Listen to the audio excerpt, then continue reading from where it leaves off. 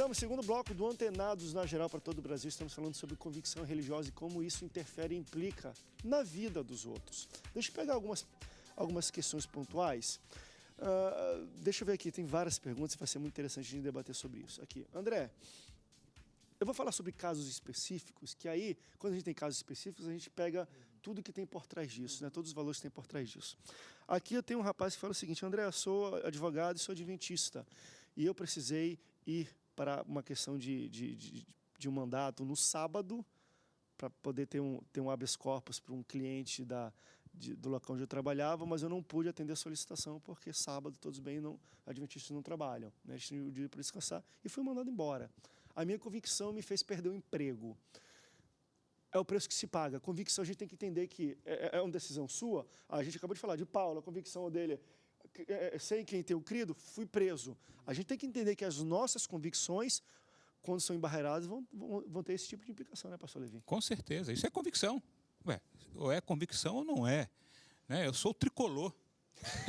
Sofre por causa disso. Sofro, mas também tem momentos de alegria, né? Enfim, Enfim, convicção é isso. Convicção é isso. Nesse né? caso, Eu acho não que é coletivo, ele está sozinho. Okay. Não é. Pelo menos aqui, né? Então, isso é convicção. Né? É o preço que se paga. Né? Eu sou cristão, tenho prazer de ser cristão, e por conta disso eu tenho algumas limitações em função daquilo que eu creio. Eu me lembro quando eu trabalhava em um setor, eu sou da área jurídica, e o meu chefe, na época eu estava bem novo, né, ele pediu que eu fosse ao bar comprar um maço de cigarros. Eu falei, não vou. Mas por que você não vai? Porque eu sou cristão.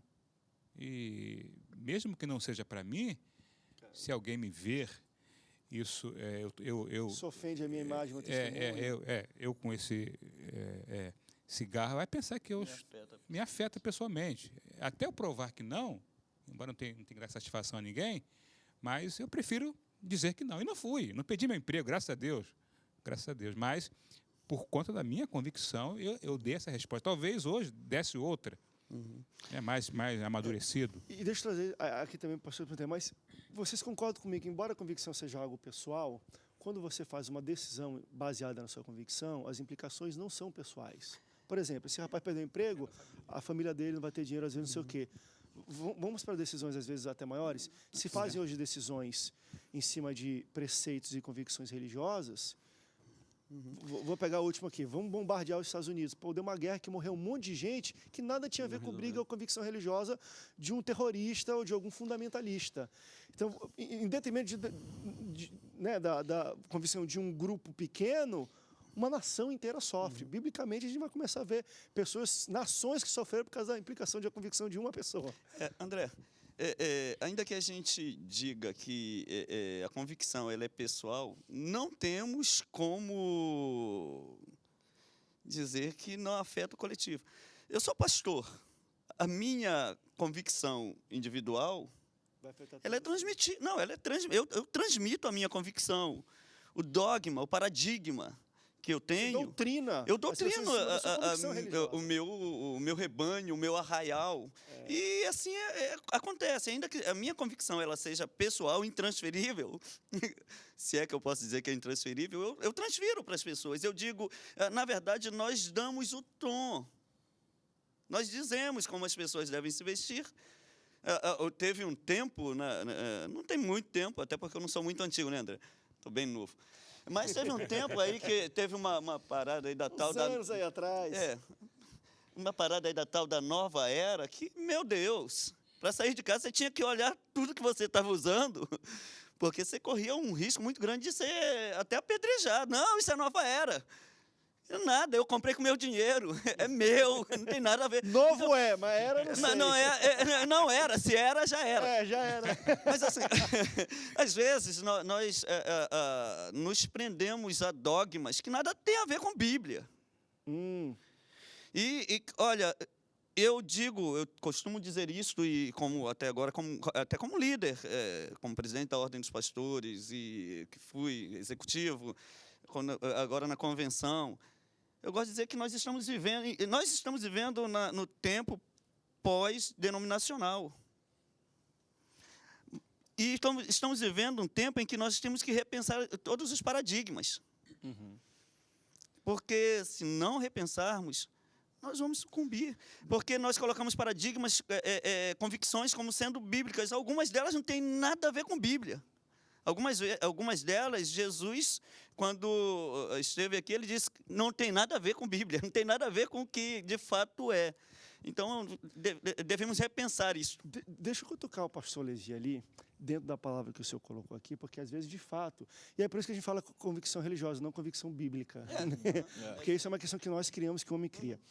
E eu entendo o posicionamento dele, respeito o posicionamento. Por exemplo, um patrão pediu para ele fazer algo, ele falou, não vou por causa da minha convicção. De maneira respeitosa. Se a gente for analisar tudo isso, assim, dependendo do patrão do relacionamento, o padrão podia mandar embora. Olha as implicações disso para uma família, de não ter suprimento e tudo mais. Dentro, às vezes, de um ato, de uma convicção, que se a gente for analisar, pastor Levi, tem bíblico, tipo assim, o que a Bíblia respalda eu não comprar um negócio, mesmo eu não fazendo uso de um cigarro, eu comprar para o meu chefe, biblicamente não está errado isso. Então, assim, é uma convicção em cima de um dogma que não tem nada a ver com a Bíblia. Se a gente parar para analisar, não sei se o senhor concorda comigo. Não, concordo. Né? Então, concordo. assim, a gente tem que entender assim, a convicção nossa, às vezes, sai da Bíblia e não necessariamente ela precisa estar linkada com a Bíblia, ou precisa. Ou um fundo de bíblico nisso. Não sei se você lembra o que eu falei, mas ao final. Talvez hoje tivesse outra resposta. Porque eu era novo, garoto, né? Ou seja, eu estava herdando as doutrinas ou princípios, práticas que foram a mim ensinadas. Por exemplo, né, eu trabalhava no domingo, plantão, me sentia mal pra caramba, porque a ideia que me deram... Dia do Senhor, domingo é o dia do Senhor. Tá roubando o Senhor. Eu falo mal do quem tem sábado, então, a gente tem domingo. Eu me sentia mal. Eu não participava, por exemplo, dos passeios que tinham lá no meu trabalho, porque era um dia de domingo. Tem que estar na igreja. Eu deixei de participar, quando eu fiz a faculdade de Direito, de uma atividade religiosa interdenominacional, porque me ensinaram isso. Olha, perdi muito tempo, rapaz. Hoje já penso diferente. Né? Louvo a Deus pelo ensinamento que eu recebi, porque eu entendo que foram ensinamentos dados com amor, com carinho, baseado naquilo que eles aprenderam. Né? Não vou jogar isso por terra. Todavia, eu amadureci. Né? Então, acho que a convicção que a gente tem, ela precisa passar pelo crivo do amadurecimento. Isso. Show. Ótimo. É isso aí. Chega, fica sem palavras aqui para falar. O que você acha daquele texto quando o apóstolo Paulo, lá em Romanos 12, ele diz que devemos reformar a nossa mente, né? Não vos conformeis com este mundo, mas transformai-vos pela renovação do vosso entendimento, da vossa mente. Isso é transformação. Repensar as coisas. Não, assim, a gente tem que pesar bem as coisas. Porque, por exemplo, tem um lance também do patrão chegar e dizer, olha, se ligarem para mim, você diga que eu não estou, o cara está na tua frente. Aí você vai estar mentindo. Aí eu acho que não tem a ver com convicção religiosa. Tem a ver com caráter, de fato, com o que é certo. Aí tem que realmente bater o martelo. Mas, assim, os dogmas... Obedeça ou desobedeça a ordem do patrão também.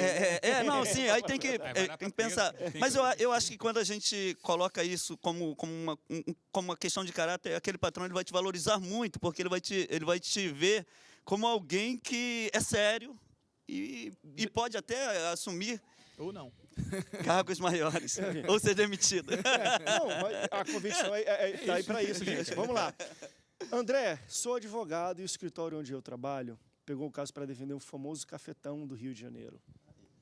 Eu estou envolvido nos estudos desse caso, mas cheio de conflitos. O que fazer em momentos que sua fé, ou sua convicção, né, de fé, a gente fala convicção de fé também, né, a gente usa muito essa expressão, acusa você que você está fazendo algo que talvez não seja certo ou errado. O interessante quando a gente fala de convicção, que não necessariamente é a Bíblia, a gente acabou de falar isso, é que se você não cumpre uma convicção, também a gente tem um campo de margem para discutir de não necessariamente é pecado. A gente não está falando de ser pecado ou não ser pecado. Está falando de ética ou não sei, porque se pegar um cigarro ou não pegar um cigarro, comprar para o outro é pecado? Nenhum dos dois, para mim, eu não vejo pecado nisso. Mas se o cara está aqui, o coração dele está acusando ele, a mente dele está acusando, algumas pessoas, meu Deus, eu estou pecando. Ó, é minha convicção de fé. Esse rapaz pegou de um cara que ele fala, André, eu vou defender um cara que faz tudo de errado, eu estou em conflito. E aí? 2 princípios que ele feriu. Primeiro, ele decidiu ser um advogado, então ele tem que cumprir, né, a convicção da carreira que ele decidiu ser. Então, quando ele tem a sua própria convicção e ele declara uma outra convicção e ele fere aquela que ele declarou, porque a que ele declarou no direito é para servir o outro. Perfeito. E tá certo. Isso de forma imparcial. Ele não tem a opção de olhar, mas, pô, esse cara aqui está errado. Mas ele agora está sendo pago para defender o cara, entendeu? Ou ele abandona o princípio do direito pelas suas convicções, né? Ou então ele vai ficar ferindo vidas, porque o caso é para... Por exemplo, o primeiro caso era um habeas corpus, quer dizer, porque era no sábado. Estava alguém preso, precisava Ele pegar lá com o juiz. afetou, de repente, a liberação de alguém que está lá, ó. Preso, que estava precisando... Porque ele declarou algo no direito, quando ele fez lá o juramento dele, e ele não está cumprindo. Porque a sua convicção, que com certeza ele tinha antes, feriu uma outra convicção que ele declarou publicamente. Então eu penso assim, a minha convicção, ela não pode, e aí a gente vai entrar no campo do religioso, no campo do princípio da sociedade, ela não pode ferir princípios religiosos, ela não pode ferir o princípio do direito humano, ela não pode ferir o princípio do direito à vida, ela não pode ferir o princípio do social, porque aí a gente vai entender na fala anterior, porque a convicção é para mim. Ela pode afetar a minha vida, mas não a vida do outro. O colega aí, né? Vamos fazer o seguinte, vamos para o break para a gente responder, porque é um debate que não é simples, a gente vai criando, porque eu acho que é algo muito novo. É um conceito, talvez, que eu nunca debati isso aqui em televisão. Então, eu vou ouvindo os pastores, você vai formando a sua opinião e critérios de acordo com a conversa. Mas é muito interessante. O pastor falou, André, quando o que eu penso, princípio e atuo, ele afeta uma outra pessoa, isso já deixa de ser para mim e para os outros. Então, não é só convicção, é uma imposição, é uma regra, é uma lei, é uma norma. Vamos para o rápido intervalo, daqui a pouco a gente vai falar sobre esses casos e outros casos que nós temos aqui, que o pessoal mandou na internet. Não sai daí, o Antenados volta já já.